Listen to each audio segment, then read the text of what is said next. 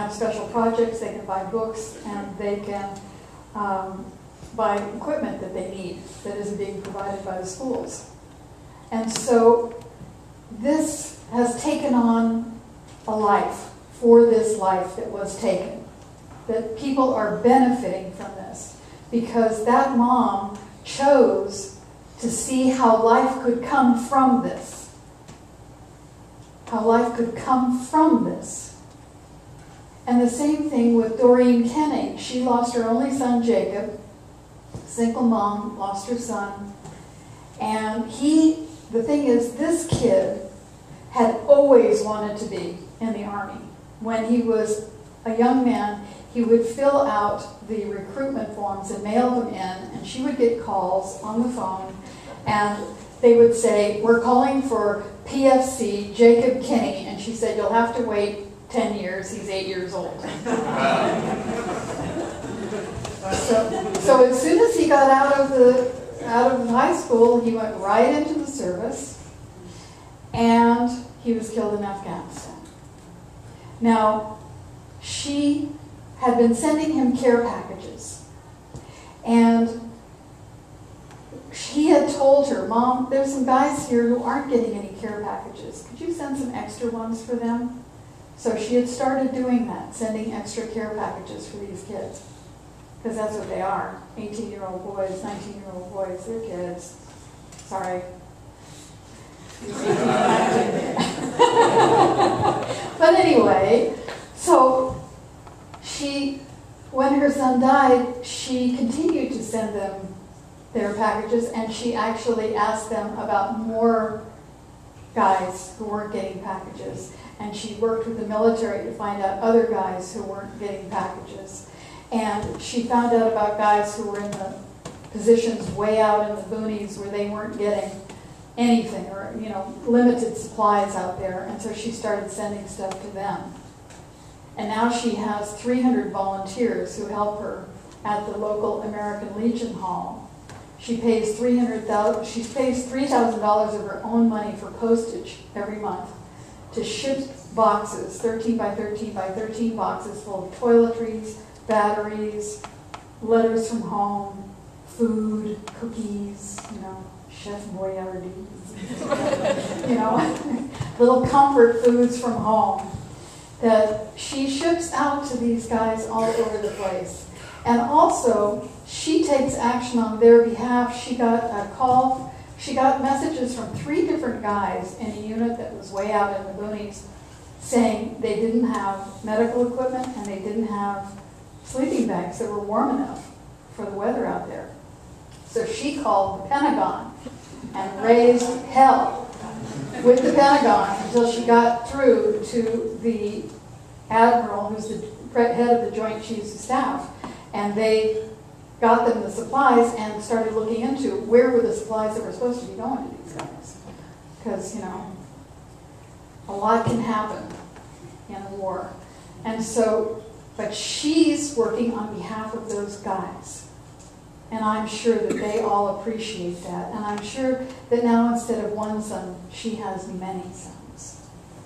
She has many sons there. So the thing is not what happens to us, but what we do with what happens to us. Are we devastated or are we motivated? That's the question.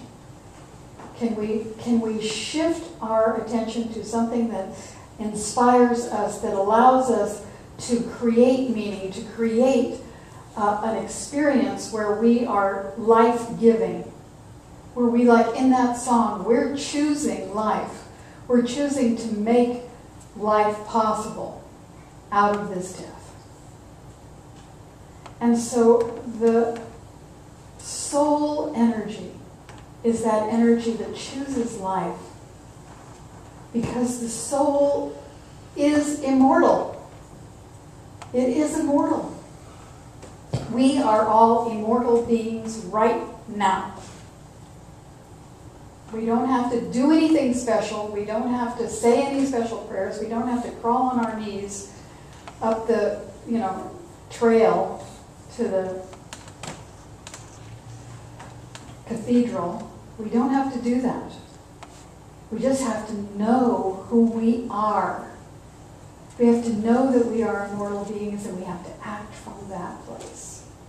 Because that is what we're called to do. We're called to be more than we think we are. There's something in us that knows. There's something in us that calls us. So I just invite us all to remember and to recognize on this day. I'd like everybody to just close their eyes for a moment and remember someone that they know personally. Now, maybe they died in war, but maybe they just served in war and now they are gone. It might be a husband, it might be a lover, it might be a brother, it might be a father. And you know that they faced death at one time. They put their life on the line for an ideal. And now they are gone. And so in this moment, let's just remember and honor them. Say thank you. Thank you. Thank you. For your idealism, for your sacrifice, for enduring.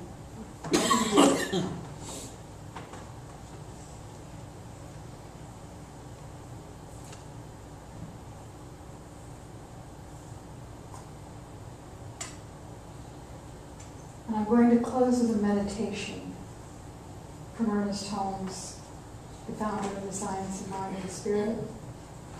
I shall never die. I shall never die, for the Spirit within me is God and cannot change. My life is hid within the universe of love and light, and that light shall live forever. Go, fear of death and change, be gone from my thought. Fear of death and uncertainty. That which is cannot become that which is not.